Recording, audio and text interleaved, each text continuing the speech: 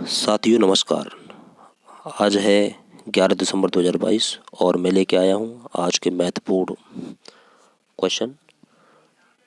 बारी बारी से प्रत्येक प्रश्न को डिस्कशन करेंगे और उनसे संबंधित आपको फैक्ट भी बताएंगे।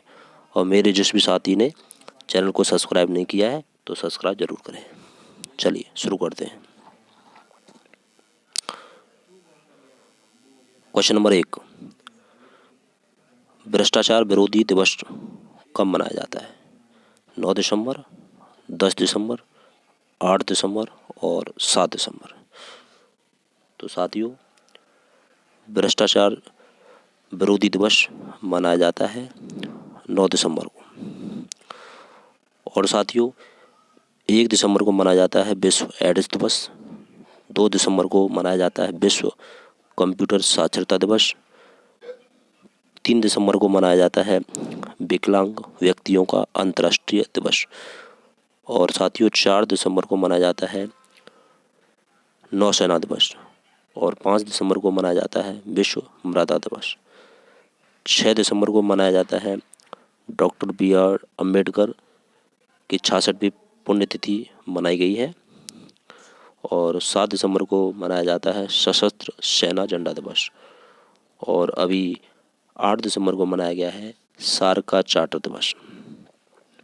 तो साथियों, जब भी आप जीके की क्लास लेते हैं, विशेषकर करंट जीके, तो आप रफ कॉपी लेकर बैठें और प्रत्येक एक्स्ट्रा फैक्ट को नोट करते रहें। चलिए शुरू करते हैं। Question number 2, Vijay Hazare trophy 2022 की फाइनल में किस टीम ने महाराष्ट्र को हराया? उत्तर प्रदेश, कर्नाटक, राजस्थान और सौराष्ट्र। तो विजय हजारे ट्रॉफी के फाइनल में महाराष्ट्र को हराने वाली जो टीम थी उसका नाम है सौराष्ट्र। तो क्वेश्चन नंबर डी आपका सही है। तो चलिए विजय हजारे ट्रॉफी के बारे में आपको बताते हैं। विजय हजारे ट्रॉफी एक घरेलू प्रतियोगिता है। विजय हजारे ट्रॉफी को रणजी वनडे ट्रॉफी के रूप में भी जाना जाता है। यह प्रसिद्ध भारतीय क्रिकेटर विजय हजारे के नाम पर है। इसकी शुरुआत वर्ष 2002 में की गई थी। चलिए साथियों, क्वेश्चन नंबर 3 की तरफ। क्वेश्चन नंबर 3, फोर्ब्स की दुनिया की 100 शक्तिशाली महिलाओं की सूची में निर्मला सीतारमण का कौन सा स्थान मिला है? 53वां, 55वां, 54वां और 36वां। तो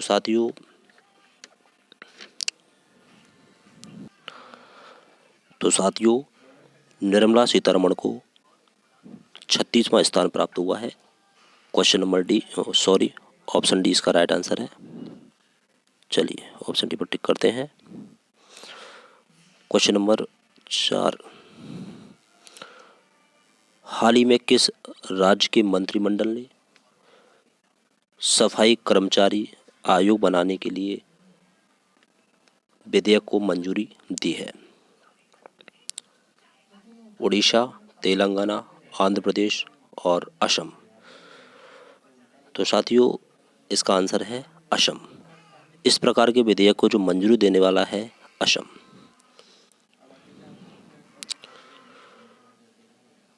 चलिए साथियों, तो चलिए असम से संबंधित कुछ एक्स्ट्रा फैक्ट भी आपको बताते हैं। अभी जो है बाजरा मिशन की शुरुआत असम में की गई है। और कटी बिहू उत्सव जो अभी हाल ही में मनाया गया है वो भी असम में मनाया गया है। पुलिस अधीक्षकों का जो सम्मेलन हुआ है उसका जो उद्घाटन गृह मंत्री अमित शाह ने किया था वो भी फिलहाल असम में हुआ है। चलिए, और मेरे ये एक्स्ट्रा फैक्ट आप नोट करते रहें। चलिए, हाल ही में ऑस्ट्रेलिया में प्रधानमंत्री पुरस्कार किसको मिला है? गौतम बोरा, मानसी गुलाटी, सी अचलेंद्र और बीना नायर। तो हाल ही में जो ऑस्ट्रेलिया में प्रधानमंत्री पुरस्कार मिला है वो मिला है बीना नायर को, ऑप्शन डी। चलिए, भारत ने G20 की अध्यक्षता संभालने के बाद पहली शेरपा मीटिंग किस शहर में आयोजित की? नोएडा, अजमेर, जयपुर और उदयपुर। तो साथियों, इसका राइट आंसर है उदयपुर। तो G20 की अध्यक्षता संभालने के बाद पहली शेरपा मीटिंग उदयपुर में संपन्न हुई। Table tennis federation of India की पहली महिला अध्यक्ष कौन बनी है? प्रीति सूदन, साजी केबी, मेघना अग्रवाल और इनमें से कोई नहीं। तो साथियों, टेबल टेनिस फेडरेशन की जो अभी अध्यक्ष जो बनी है उनका नाम है मेघना अग्रवाल। तो साथियों, आपका जो राइट आंसर है वो है सी, मेघना अग्रवाल।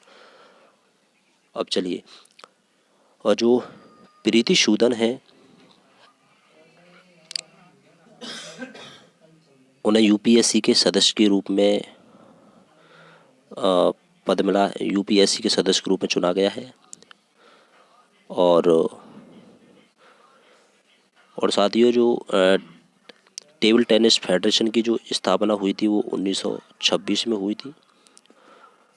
और भारतीय नाभिकीय विद्युत निगम लिमिटेड के जो अभी फ़िलहाल जो एमडी बने हैं उनका नाम है केवी सुरेश कुमार। और इसके अलावा एक्स्ट्रा फैक्ट आप याद करेंगे, सेबी ने सुंदरम न्यायमूर्ति को वीएसई बॉम्बे स्टॉक एक्सचेंज का एमडी और सीईओ बनाया है। और अभी हाल ही में इलेक्शन कमीशन ऑफ इंडिया के चुनाव आयुक्त जो बने हैं उनका नाम है अरुण गोयल। और इंटरनेशनल ओलंपिक एसोसिएशन की एथलीट कमीशन का जो नया अध्यक्ष बना है उनका नाम है मैरी कॉम। गुजरात क्रिकेट संघ का जो नए अध्यक्ष बने हैं उनका नाम है धनराज परिमल नाथवानी। इन सब को आप नोट करेंगे। चलिए आगे चलते हैं। हाल ही में बाजरा 2023 के अंतर्राष्ट्रीय वर्ष का उद्घाटन समारोह कहाँ पर आयोजित किया गया? तो पेरिस, रोम, लंदन और बर्लिन। तो अंतर्राष्ट्रीय बाजरा 2023 के लिए अंतर्राष्ट्रीय वर्ष का जो उद्घाटन हुआ है 2023 को बाजरा वर्ष के रूप में जाना जाएगा। और इसका जो उद्घाटन समारोह जो हुआ है वो हुआ है रोम में। ऑप्शन 20 का सही है। हाल ही में कृष्णाजी राव का निधन हुआ है। वो कौन थे? सिंगर थे, लेखक थे, अभिनेता थे, इनमें से कोई नहीं। तो साथियों, वो एक अभिनेता थे। कृष्णाजी राव वो एक एक्टर थे। चलिए, जिस भी क्वेश्चन में एक्स्ट्रा फैक्ट बताने लायक होगा तो उसमें हम जरूर डिस्कशन करेंगे। भारत और किस देश के मध्य संगम युद्ध अभ्यास हुआ है? नेपाल, यूएसए, रूस और बांग्लादेश। तो साथियों, अभी जो संगम युद्ध अभ्यास हुआ है वो भारत और यूएस के मध्य हुआ है।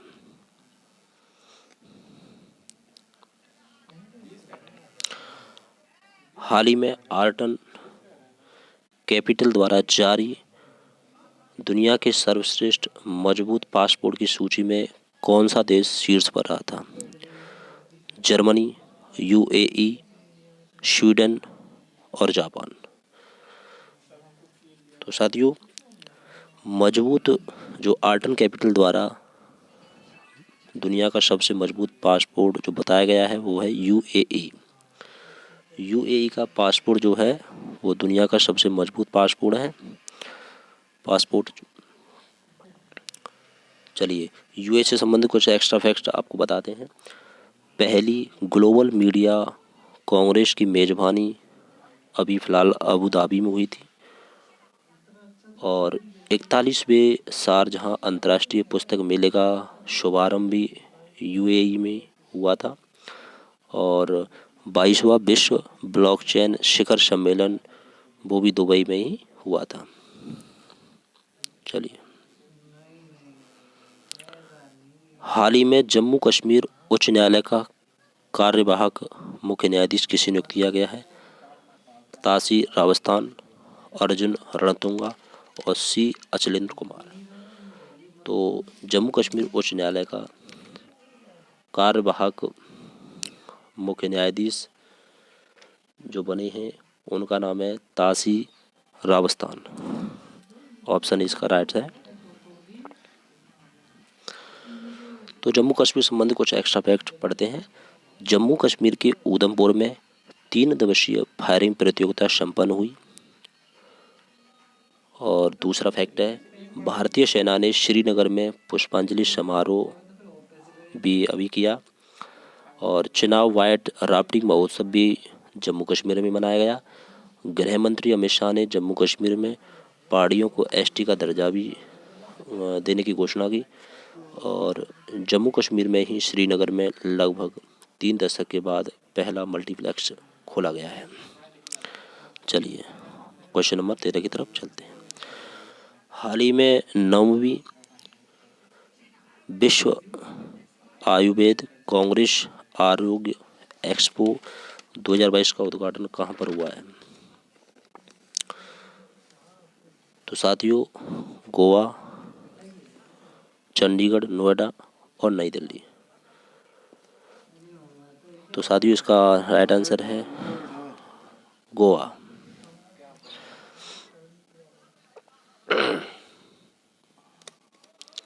चलिए, क्वेश्चन नंबर 14 की तरफ चलते हैं। हाँ,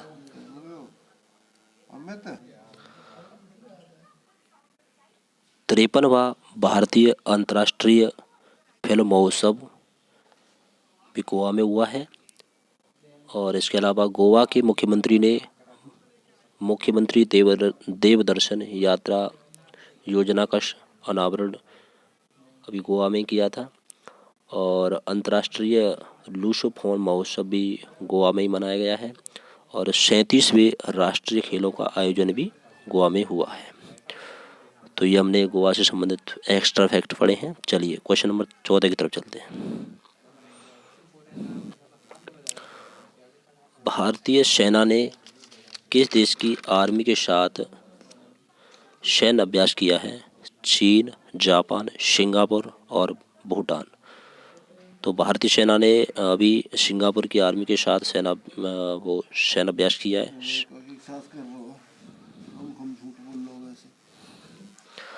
हाल ही में किस राज्य सरकार ने नौकरियों के लिए एआई आधारित कौशल पोर्टल तैयार किया है? ऑप्शन ए महाराष्ट्र, उत्तर प्रदेश, हिमाचल प्रदेश और कर्नाटक। तो एआई आधारित कौशल पोर्टल जो विकसित किया है वो किया है कर्नाटक ने। ऑप्शन डी इसका सही है। चलिए, इसके अलावा कुछ एक्स्ट्रा फैक्ट पढ़ते हैं कर्नाटक से संबंधित। तो कर्नाटक में 3 ट्रांसजेंडर सरकारी स्कूल में शिक्षक के रूप में चुने गए हैं।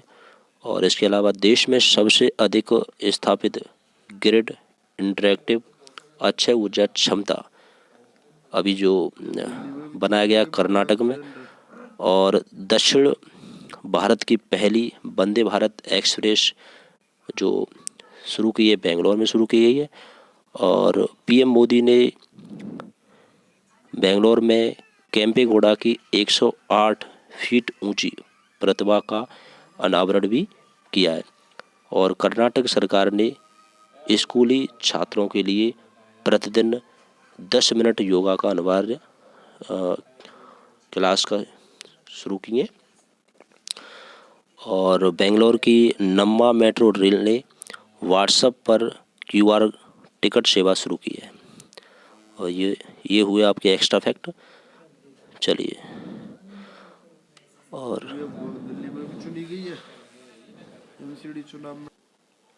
Question number 16। हाल ही में एंटी माइक्रोबियल प्रतिरोध पर तीसरा वैश्विक उच्च स्तरीय सम्मेलन कहाँ पर किया गया था? ओमान, सिंगापुर, श्रीलंका और पाकिस्तान। तो साथियों एंटी माइक्रोबियल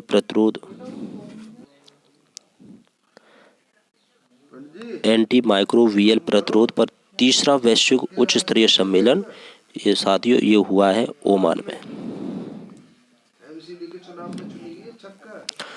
हाल ही में वाराणसी में यूनिवर्सल कवरेज डे 2022 का उद्घाटन किसने किया है?